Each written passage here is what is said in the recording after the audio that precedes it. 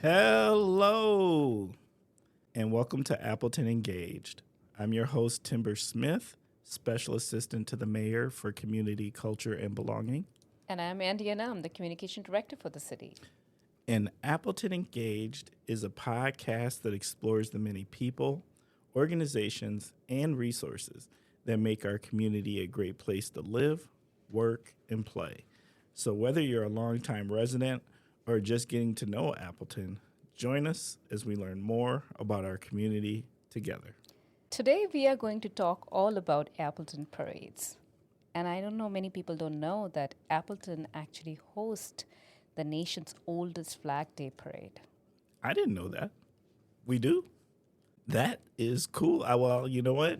Now I know I'm going to learn something today. We're about to get into it. I'm very excited to have this conversation because I dig parades. Like, they're fantastic celebrations. They're a fantastic opportunity for the community to come together. Like, I dig them.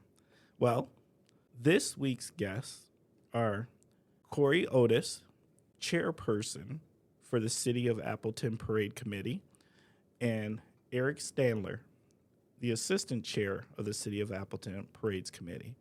Hey, Cory. Hey, Eric. How are we doing today? Fabulous. Never had a better day. Oh, that's a high bar. Love it. Well, can you please tell us about yourself and your association with Appleton and the surrounding Fox Cities region? Cory, we're going to start with you. Sure. My name is Cory Otis. I'm born and bred from Appleton, Wisconsin, born at St. Elizabeth's Hospital on the south side. Grew up there, went through all the public schools on that side, including Appleton East, and now I am a teacher at Appleton East High School, English Language Arts. This is my 25th year there. Also my 25th official year on the committee, but I've been helping with the parades as long as I could walk, basically. Wonderful. My name is Eric Stadler. I, too, have been born and bred here in Appleton and grew up on the north side of town, went to Franklin Elementary and Roosevelt Junior High, which is now Kaleidoscope, and then graduated from Appleton West High School in 1989. And currently I work for Valley Funeral Homes as an advanced funeral planner, also at the Verkuylen Vendors and Funeral Homes in Little Chute, Freedom, and Kaukauna. All right. Well, let's jump in. Can you please tell us about your resource? Well, the City of Appleton Parades Committee is a long-standing institution in our fair city here. I've been part of it for 25 years, like I said. My father was the chairperson before me. He stepped down in 2018, and before him, my grandfather led it. Before that, I don't know. But so it's kind of run in my family for a long time, and Eric's as well. A lot of our committee members are second and third generation committee members. Our job is to unite the community behind three landmark events. One would be the Memorial Day Parade on Memorial Day. Second is our largest event of the year, the Flag Day Parade, always the second Saturday in June. And then the downtown Appleton Christmas Parade, which is always the Tuesday before Thanksgiving. And it's really been a joy and a thrill and an honor to serve on the committee and to serve our community. And I think Eric would agree that we put a lot of hours in, we put a lot of work in, but when you get to see the smiling faces in the crowd, it's all worth it. Yeah, it's definitely the reward, I think, at the end of the parades or whatever part of the parade we might be in, but to see the smiling faces of everyone, seeing the diversity of the community coming together, all for the same reason, that unification is wonderful. But not just the attendees or the spectators, but also all the participants. One of my favorite parts is seeing what happens leading up to parade time before we step off of all three parades and seeing all those units come together and think of how hard each of those organizations work to prepare for the parade, whether it's the bands with those hundreds of kids that had to practice and learn their music and learn how to march, but also the organizations that have worked hard to build a beautiful float or whatever that might be. Those organizations use these parades as opportunities to promote themselves, I think, to some extent, but also to be a part of that unification of the city and rally around the theme of each of those parades, which really the theme of each parade doesn't change from year to year. I mean, maybe on paper it does. We try to give it a different theme, the Christmas parade, or this Candyland or whatever might be the theme. But really, it's all about the season or what that day is really all about. Memorial Day is pretty easy when it comes to being pretty consistent each year. But yeah. Okay. So my question is this. There is so many individuals that participate in a parade. How do you make that all come together and make it look so good? Because I mean, that's a whole lot of happening. It's a lot of organization. A lot of the work is put in on the front end. We show up 7:30 that day, and we work until about 4 or 5, depending on the parade. But the work has started months before that.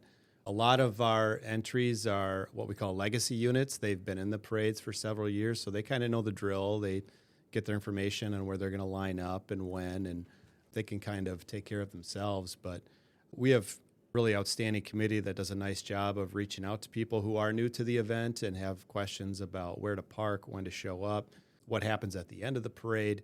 Megan Warner is my sister, so there's another example of the family connection, and she's in constant contact with the different entrants for our parade. So it takes a lot of logistics, a lot of communication, a lot of trial and error. We've learned some lessons the hard way, but ultimately it's just about reaching out and being there for people so you can have those answers when they have questions. Yeah, and I think what goes along with that would be there's no way that the event can happen without the different departments of the city, Public Works, the Park Department, Police, Fire, for that matter. There's a contribution from all the different departments, and even yourselves with communication and whatnot with the mayor, and so it's definitely a group effort. I had the opportunity for being the photographer in many of the parades, and I have really enjoyed a beautiful, beautiful showcase of diversity and the community coming together. But what makes Appleton Parade stand out when you compare with other municipalities doing the similar kind of parade? What makes it so special? I would say that we've always been very meticulous in with what we allow in the parade. I teasingly have said in the past, we aren't the parade that has every farm tractor in the county in it. And there's some beauty to those parades as well, Right. those rural community parades where that's what defines them. But and that's great. And I think our parades are great too because of the different legacy units that are in, but also those new ones that come forward that have heard about it and whatnot. So, yeah. I think there's a tradition that people want to live up to, the standard that we've set, that really our participants have set for our event. We couldn't do this without them. And there's a lot of trust on our part when they put in an application and they write about what they're going to bring. If we've never seen it before, we do have to have a lot of faith that they're going to follow through and that it's going to be magical and just a really wonderful spectacle that matches the theme of our event as well. And there have been a couple of times where people showed up and it wasn't what we were hoping for and they weren't invited back. But I think Eric said it really well. We set the bar pretty high and people rarely fail to reach it. I mean, more often than not, we're amazed on parade day. One thing that I'm reminded of often too is with our Flag Day parade, as you recognized earlier, Andy, it's recognized as being the oldest and largest and best Flag Day parade in the nation, and it has been recognized as that a number of times by different organizations and whatnot. But we've gotten to the point that we have units that reach out because they've heard about how awesome it is, or I've had a number of being in charge of many times of many of the military units. We have Marine Corps bands from around the country that have reached out saying, "Hey, we were there about 5-6 years ago. We'd like to come back again." Or, "Hey, we didn't." I've had this happen a number of times where the Marine Corps band or an Army band or whoever, "Hey, we haven't gotten your invite yet. Can we come back?" That's huge, and there's thousands of places that they could go throughout the United States and beyond to perform and do community outreach. But the fact that they want to come back means that our Midwestern hospitality of how we treat them when they're here and how the spectators respond to them is being noted, and that's phenomenal. I'm proud to be a part of it for that reason. Okay, so I'm going to be the Appleton Engaged listener, and I'm listening to this, right? And my mind the wheels start turning, and I say, I want to be in the parade. What should I be thinking about? What should I Like, where does it begin? What do I start thinking about? What should I be planning for? Who should I be talking to? How does that all work? Wait till next year because the application process is over with. Fair enough. I was going to say, first thing you need to do is pick a parade.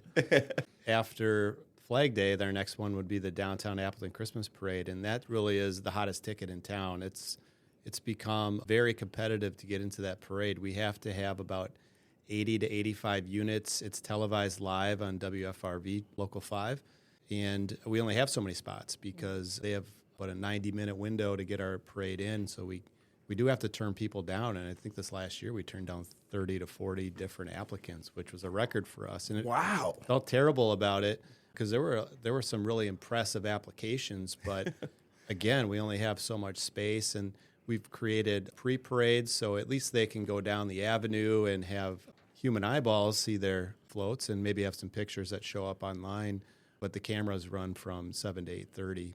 So I guess I would pick which one I want to do. And then when the applications come out and we put the theme in front of the public, really think about how you're going to highlight that theme and how you're going to dazzle the spectators, both live and on broadcast and on the web, and put your own team together. And that would include like a float builder, get some music, and make sure that you really wow us in the application. I think that's one thing that Eric would agree, that some applications come in and they'll say like same as last year, or very bare bones descriptions, no detail at all, and that makes it really hard for us because we can chase some people down, we can't chase everybody down to see what they really want to do. So I think first and foremost it should be about the theme of the event, the purpose of the event. Christmas is really about the Christmas spirit, bringing everybody together. Memorial Day is about honoring servicemen and women who lost their lives protecting our rights and freedom, so it has to match that tone of the event. And then Flag Day is really more of a celebration about everything that makes our community awesome, right? So it's about celebrating the community, but at the center of that, it's the United States flag, the red, white, and blue. So what I'm hearing is one needs to be creative in their application too. Yeah, I guess Yeah. in need not to so many communicate words, well. yeah. Yeah, absolutely. Believe me, when there's a unit that goes by us in the parade, or we see it in the staging area, and we think, gosh, well, that didn't live up to the explanation or the description that we received. It's noted, and like Cory said before, I mean, they definitely aren't welcome back the next year. Are you ever surprised where you're like, oh yes, like definitely. I didn't see that one coming? Absolutely, More often than not. More often than not, especially in the Christmas parade. When we're in that staging area, you see a float pull off of Richmond Street and come down into the staging area and go, oh my God, look at that. The audience is going to love it. Yeah, and there's the Christmas parade, the Downtown Appleton Christmas Parade is the largest nighttime holiday parade in the Midwest, north of Chicago. So it is a big deal. And with WFRV televising it live, we have a huge audience online. It's comparable to a primetime NFL game that doesn't feature the Packers. That's true. Nobody can compete with the Green Bay Packers when it comes to audiences in this area and probably nationwide, but we've come pretty close. So that number was given to us last year by WFRV, and we were really shocked. We knew that we had fans, but we didn't know we had that many fans. I'm not surprised because I've seen that holiday parade, and it is cool. I mean, it is fantastic. I'm always trying to figure out where I want to watch it from, and I'm always trying to get somebody to let me sit in their window on the second floor. Oh, that's not near as good. Wait a minute. You got to be out in the cold and the elements, and you hear the music better that way. Wait, I start there. I'm not saying I end there. Well, I would actually do it the other way around. I would start inside and then make my way down and outside, because one of our final units for the last 20 years has been the Fox Valley Hot Air Ballooners. Yes. And they have their baskets, and they pull the chain, and the flames come up, and you can feel it if you're on the sidewalk, and we usually walk behind them, and it's kind of nice because we've been outside for 4 or 5 hours at that point, and we're kind of, chilled to the bone, and then all of a sudden you feel pretty good. You start loosening up your jacket and sweating a little bit. I mean, it's that warm. So do it the other way. Come down to the sidewalk at the end of the parade. Yeah. Okay, well, you bring up a very good point. I got a question. What kind of advice do you have for parade attendees? What should you be doing to get ready to attend a parade? But I think you want to find your spot. as early as you can. And depending on the parade, there are different times. Flag Day, there is no city ordinance or anything like that. Or Memorial Day for that matter. Or Memorial Day, you're right. So the summer parades, you can put your stuff out at midnight if you want. Now, it might not be there if you leave it sitting unattended when the parade comes around. And one year we had an issue where people put their chairs and stuff out and a windstorm came down and all the chairs ended up at the east end of College Avenue. So there is an ordinance for the downtown Appleton Christmas parade. You can't put your stuff out until noon of parade day, and you have to stay with it. So you will see some people put out their chairs and blankets in front of some of these establishments on College Avenue with big windows and bar stools on the other side, just so they can keep an eye on their stuff, I'm sure, you know. But you see the same people in the same places every year. So first thing is you got to do is find a good spot. Yeah. And we encourage people to take advantage of those spots with the Flag Day Parade of downtown. You know, Wisconsin Avenue and State Street has a lot of residential area around it. And so the people that fill up Wisconsin Avenue and State Street really are those neighboring residents that walk to those main parts of the parade. But College Avenue, we encourage people to come down early for the Flag Day Parade and take in the farm market, but also then stick around and have some lunch downtown and stake their spot for the parade that starts at 2 o'clock. Yeah. Memorial Day, almost the whole route is in residential area. So, yeah. And I think it's now a perfect time to ask you about a narrative that will help listeners understand the importance of the organization. Unity of the organization, of the parade committee, or just the parades in general? Everything. Everything, yeah. I think the unification, the unity that it creates in the community. There's none of it that anybody really, I don't think, can have a solid argument or disagreement with as to, you know, what the theme of each of those parades are. They really are all about bringing each other together, not just the community, but even those in our neighboring communities and throughout the region. We hear from the Convention and Visitors Bureau sometimes over the years that hotel numbers were pretty high this year or whatever, and that could be because there were soccer tournaments or other things going on. But we do hear that people do make this a destination for some of our events, which is phenomenal. So yeah, unity, I would say, is one word that stands out to me. Yeah, I have a couple of memories that tie into what Eric said there as well. And Flag Day, I like I said, we have a pretty tight-knit committee. A lot of us are second and third generation members. So I do recall my grandfather passed away a week before the Flag Day Parade in 1997. And as we turned the corner from Wisconsin onto State Street, a lot of people held up signs that said Bud Otis was his name. So that was as my dad and I were walking through at the end. So that was really touching for us. And in 2008, my dad, Greg Otis, had a heart attack about a week before the Christmas parade. So maybe I better watch out a week before the Flag Day Parade, excuse me. But same corner, same people held up signs that said, "We love Greg Otis." And that was really touching for us and going through a tough time, but also realizing that, people understand that there's people behind this event. But at the event, the story that really stands out to me happened just a few years ago. Waukesha endured just an unimaginable tragedy in their Christmas parade, and it was 48 hours before we were set to step off. So Eric and Megan and the rest of the committee and I were really scrambling, communicated with Mayor Jake Woodford and the police chief and all kinds of people downtown at City Hall about what to do.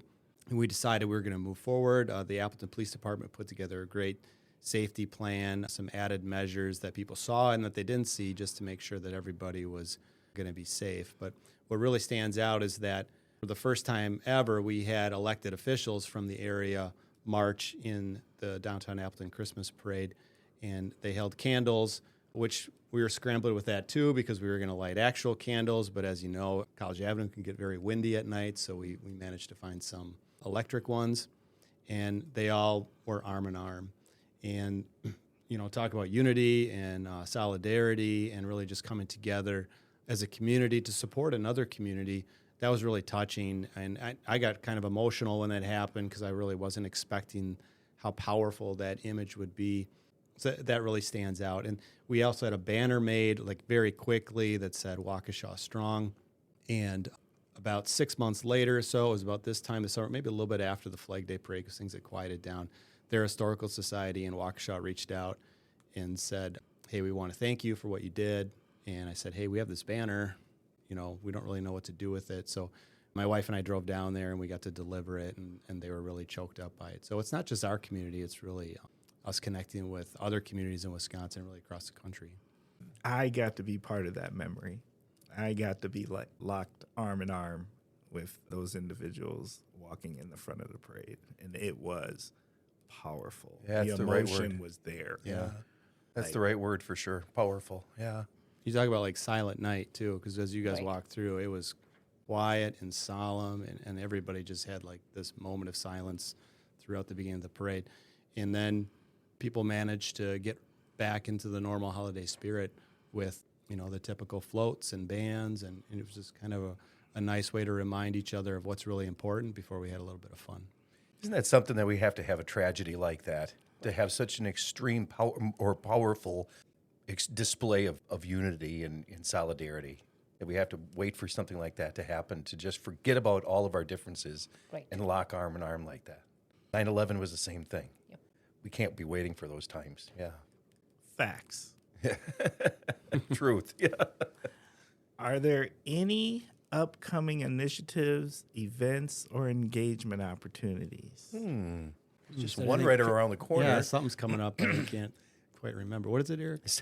Saturday, June 14th is the 74th Appleton Flag Day Parade. Not the 74th annual, because we had to take a skip there with COVID, but it's the 74th Appleton Flag Day Parade on Saturday, June 14th at 2 p.m. And that day, we kick the day off with, as I mentioned before, the Downtown Appleton Farm Market. Appleton Downtown Incorporated is hosting that from 8 a.m. till 12:30. And then within that time frame, at 11:30, we've got the Marine Forces Reserve Band coming from New Orleans, Louisiana, performing in Houdini Plaza. And then at 12 noon in Houdini Plaza, we'll have the 1st Brigade Civil War era band that will be performing probably on their bandwagon near Houdini Plaza, or maybe they'll get off and be in the plaza itself. But so a couple of pre-parade performances, and then the parade steps off at 2 p.m. at the corner of Wisconsin Avenue and Oneida Street, heads west on Wisconsin Avenue to State Street, south on State to College Avenue, and then east on College Avenue to Drew Street, down by Lawrence University. We encourage people to get out early and save a spot and get your family together, bring the whole relation out.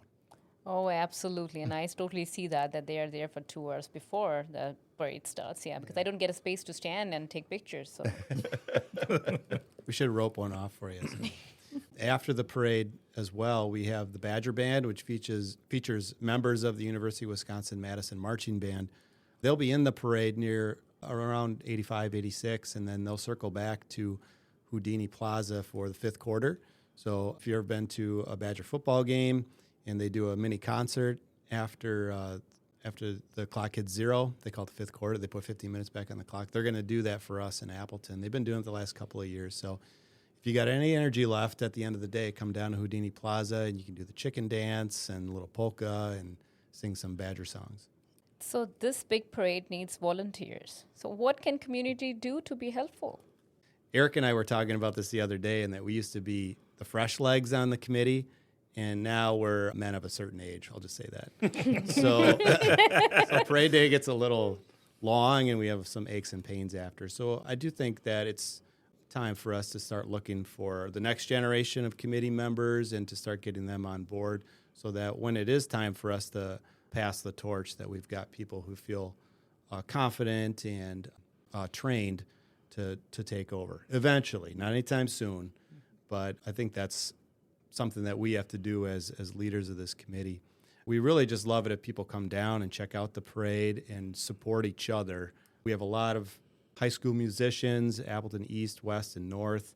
Lakeside Lutheran and Lutheran Vanguard will show up, and they bring a lot of family members, so that's nice. So it's really just a good thing to not only, pay tribute to the flag and all of the veterans who marched through, but everybody in the parade. Yeah, our very talented musicians of the Appleton City Band, Lutheran Vanguard. I think you mentioned them maybe, but come down and be a part of it. Take in the atmosphere and everything. Yeah.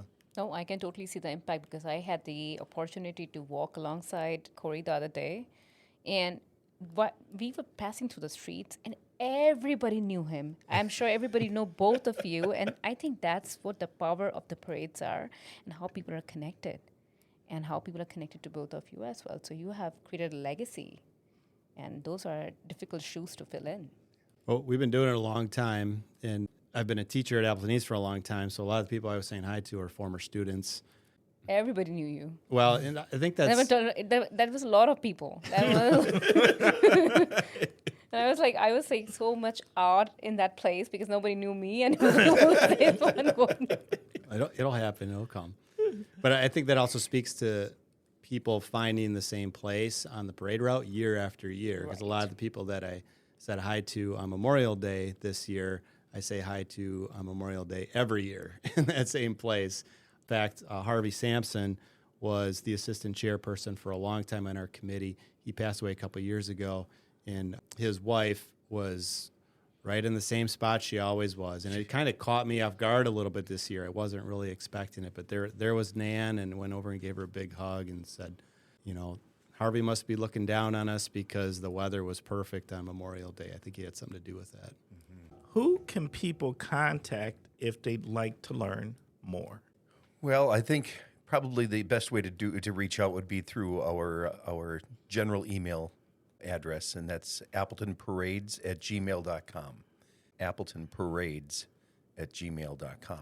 Megan Warner, our secretary or parade liaison, she monitors that on a every 5-minute basis. I think she's so good with being responsive to people and consulting with Cory and I, and she typically knows the answers already anyway because of her longstanding involvement. But yeah, that's probably the easiest way to reach out. Although also through the City of Appleton Parade's Facebook page, we stay very connected on that as well. There are two other Facebook pages that we're going to be dissolving at some point: the Appleton Memorial Day Parade Facebook page, as well as the Appleton Flag Day Parade Facebook page, because we have 3 parades. And well, we used to have one for the Christmas parade too, but we just found it's going to be easier to have just that City of Appleton Parade's Facebook page to distribute the information for all those parades on an annual basis. We have a presence on the City of Appleton website as well, right. So appletonwi.gov. Under Community, there's an Appleton Parades section, and that's kind of like a hub for information, so kind of general stuff. It does have contact information, but also as we get closer to the event, we'll list traffic information, street closings, parking restrictions, information for participants and for spectators, and that'll show up on the Facebook page as well. Mm-hmm. Is there any additional information that you feel that maybe we didn't ask a question about that you feel is important to share with the Appleton Engaged listeners? We should probably acknowledge those that really help us make the event happen. Well, I already did that a little bit, I guess, with mentioning the different city departments and whatnot, but is this a proper time to be mentioning some organizations that support us in different ways? And that's where we come with shout-out time. Oh, good. So if you want to jump into that question, we can do that. It's a shout-out time. It's great segue. Couldn't do this without the city's support and help. So the Office of the Mayor has been tremendous over the years, back when it was Tim Hanna, and now it's Jake Woodford. So I've worked closely with Mayor Jake Woodford, and he's an integral part of our Memorial Day ceremony. He rides through the parade on the Appleton Fire Department vehicles. So the City Council as well, or the Common Council, I should say, has been very supportive of us. The Appleton Police Department is just such a great resource for our community and for our event. I talked about the safety concerns that we are continually updating and taking a look at, and really that for our committee right now, that's Sergeant John Ostermeyer, who is Special Events Coordinator for the Appleton Police Department. He is just such a bright guy and such a hard worker and very conscientious about all of the things that could happen, and also making sure that our event runs smoothly too. And I think the Department of Public Works has been huge, especially lately. When you talk about the safety concerns, we don't want to see what happened in Waukesha or New Orleans. So the DPW has donated some of their larger vehicles to block intersections. And then Sergeant John Ostermeyer has reached out to private trucking companies to see if they will let us borrow their trucks. And they'll come down with their drivers and park. Sometimes that you get a great view of the parade from those vehicles, but it's just another sign of how this community comes together. But we also have local businesses, Rennis, the Rennis Group, ASCO, the Schwanke family. WFRV has been a phenomenal parade partner for two of our parades, Flag Day and Christmas. We also have Pierce Manufacturing. Yeah, that's a good another element we forgot to mention earlier about with the upcoming Flag Day parade. Just before the start of the parade, we have volunteers from Pierce Manufacturing and WHBY Radio that walk ahead of the parade and pass out flags to all the spectators. And that's a great element too. I think the kids look forward to that, and it's nice to see all those flags through the whole route as we go by as units as well. I just want to say too, like, I can't say it enough, but our committee, present members and past, I'm just always so impressed by them, and I just feel honored at the end of every event. Like when it's finally over and we walk through at the end and you cross the finish line, and Andy, you got to experience that a little bit on Memorial Day. There's a sigh of relief, and then you just look around, and it's just a reminder that, you know, nobody does this by themselves. Nobody can do it alone. Like, it takes a team, not only our team, but all of the other businesses and organizations and the police department and the spectators and the participants who really come together to make that day special. Well, I just want to take a moment here on behalf of Appleton Engage from Andy and I, and just want to say, Cory and Eric, thank you. Appleton Engage listeners, we're going to start wrapping up this episode. Thank you for spending time with us. Thank you for giving us your minds and ears. Thank you for caring about another amazing resource in our community, helping to make our community a better place, a more unified place, a stronger place. As you know, we have a goal here at Appleton Engage, and that is to become the #1 podcast in Northeast Wisconsin. And we can't do that without your assistance. And so here's what it looks like. If you have any ideas on how we can improve the podcast, let us know. If you would like to be a guest, let us know. If you would like to recommend a guest, let us know. And you can reach us at belonging@appletonwi.gov. Once again, that is belonging@appletonwi.gov. Also, we think we have a pretty special resource here ourselves in the Appleton Engage podcast. And we think that the more community members who know about it and listening to it, the stronger our community comes, because it makes us an informed community. So how do we get in front of more eyes and ears? It's called analytics. So while you're listening to this episode, take a moment, hit the subscribe button. If there's an option, give us 5 stars. And if you've got a few more moments, go ahead and fill out a review for Appleton Engaged. These are the things that increase our analytics, and the better analytics we have, the more eyes and ears individuals, community members learn about this amazing resource known as the Appleton Engaged podcast. Thank you, Cory and Eric, for sharing the immense work you do behind the scenes with Appleton Parade. You have created a legacy. Your team has worked hard, and now we see all the beautiful, diverse things shaping our community and helping us come together. So save the date, June 14th, Saturday, and everything you can get on the Appleton Parade on the appletonwi.gov website. So do save the date and show up, because you don't want to miss the beautiful Flag Day Parade. Those pictures does nothing. You have to come in person and experience the magic. With that, until next time, stay thoughtful, stay curious, and stay engaged.